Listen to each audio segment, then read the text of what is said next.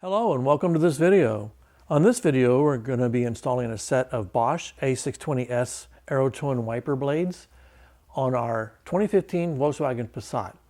Now if you go to the Bosch website, it says you can either use these or the Bosch Icon 24OE and 19OE, but we found that those did not fit properly, so we're going to use the original equipment, which is these Bosch right here.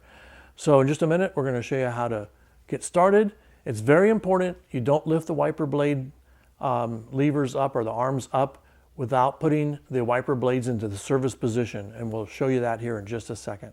Okay, in order to put the wipers into the service position, what you have to do is be inside the car and not put your foot on the brake, because you're not going to start it, but you're going to push the ignition on, and then you're going to quickly push off, on, off, and then down on the wiper lever on the steering wheel.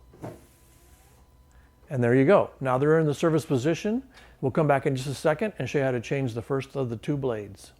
In order to change the wiper blade, you're going to actually pull the wiper arm away from the windshield, and then you're going to find a little clip on the blade itself.